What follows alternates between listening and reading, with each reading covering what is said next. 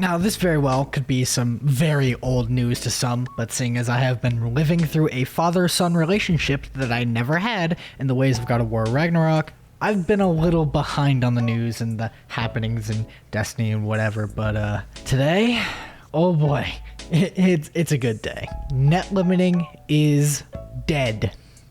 For now. For those that don't know, NetLimiting is a form of network manipulation, basically forcing yourself to lag in a very specific way. Now, I could get that wrong. I'm not very experienced with it because I don't cheat. But basically, you're just messing with your connection to the Destiny servers to get some sort of outcome. And if you don't know, Destiny is a purely server-based game, and when that's the case, messing with your connection can lead to interesting situations. Now, this isn't a problem exclusive to Destiny. Many other games like Warzone, Overwatch, hell, even Hunt Showdown, I think, has some network shenanigans. Any game that's online can have network manipulation to some degree. It's been 1 minute, so I can curse like a sailor now.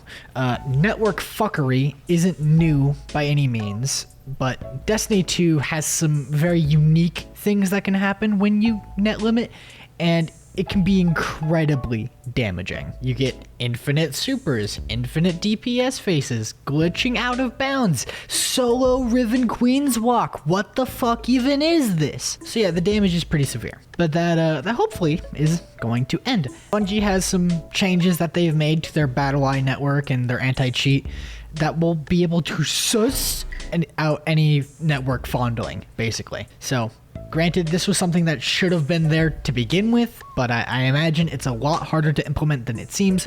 I don't know. I'm just a Destiny player that makes shitposts and sucks the dick of Bungie because I like their video game. Anyways, it's gone. Kind of. So, context, NetLimiting is typically a tool used by speedrunners to essentially skip large parts of raids to get to the ends as fast as possible. The most infamous being duplicating moats in Sanctified, which is the boss to the Garden of Salvation raid. And you're able to dupe these moats in like less than a minute, maybe 2. This isn't exclusive to speedrunning, but it's most prevalent there. People do net limit on normal runs. It's just net limiting as a whole is just a lot more prevalent in the speedrunning scene. And speedrunners are on their way to finding methods around this net limit fix, because of course they are. So this fix may not be permanent, but it may set a precedent that net limiting is no longer acceptable in the eyes of Bungie. I doubt it was acceptable in the first place. It was just a lot harder to punish, as granted, you can't just ban someone for having bad connection, because they very well could just have horrible third world internet. You don't know that.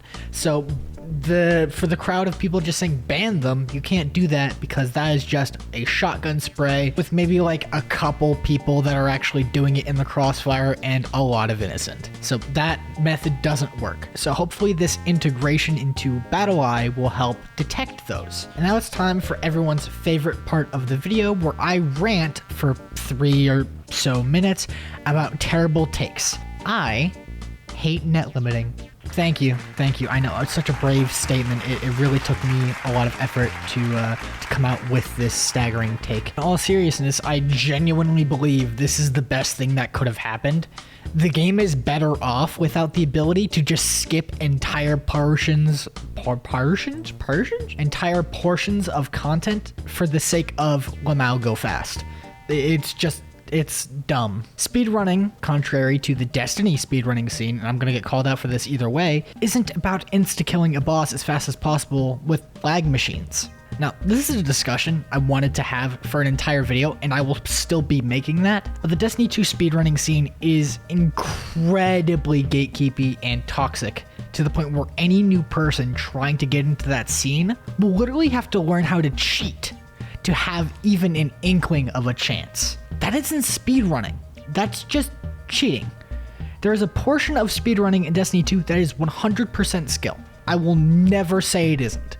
Damage rotations, pathing, general game knowledge. These are all things that are genuine skill factors. And I would know because I've done a couple garden speedruns recently. It's pretty freaking cool seeing people line their ways and using creative use of geometry and creative use of mechanics and weapons and stuff like that. It's really cool.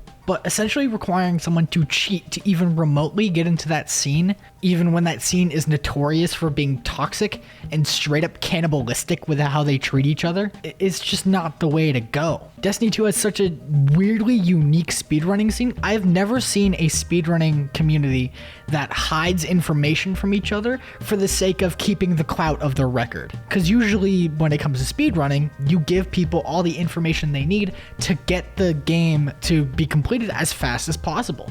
It's not about clout, it's about seeing how far it goes.